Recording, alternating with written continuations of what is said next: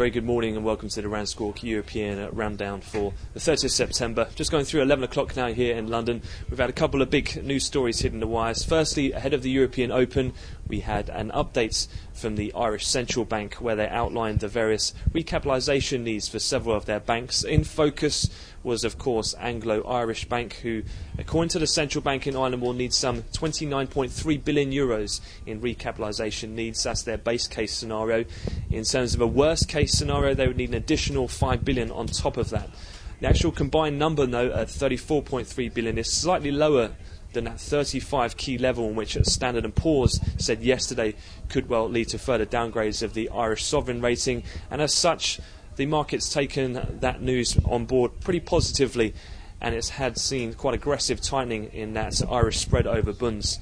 Coupled that as well with the final Moody's 3-month review of the sovereign watch on Spain, where they have downgraded the Spanish AAA rating to AA1. That's a one-notch downgrade, which was largely expected by the market. In particular, note though, they did keep them on a stable outlook, so it looks as though that rating is going to be at least maintained for the near term, and as such things rallied on the back of that. Looks as though, if anything, some of the market weighted concern that's been overhanging over the past week or past few weeks in both Ireland and Spain has now cleared some of that air, and as such that Spanish spread against bunds has also tightened very aggressively and led all the peripherals to trade tighter overall. Equities then, although the minor negative, have come off their worst levels, and in terms of the IBEX, that's seen some minor outperformance as now that sovereign rating is no longer an issue for the country. Elsewhere, the euro is also seen firmer across the board. We've already seen the dollar index trade around 8-month lows. In terms of one of the other major focuses for the morning, that was on the further rolls of the €225 billion worth of maturing debt today from the European Central Bank and various maturities of loans. What we've seen today was the 6-day tender, and that had a take-up of around €29 billion, which was a lot lower than the €50 billion which the market was anticipating.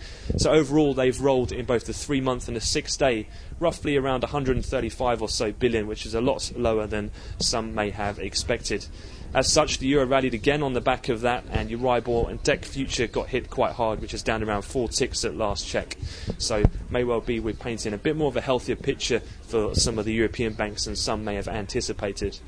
Looking forward then in terms of the rest of the session, quite a few economic releases as well from the US today. We'll have the weekly jobless numbers at 1:30. We've also got the final print of the second quarter GDP growth from the US, and then finally as well we'll have the Chicago PMI in the session as well for the US traders. That concludes the European wrap-up, so we'll have another update to come at the European cash equity close, but for the time being I wish you all a great trading day.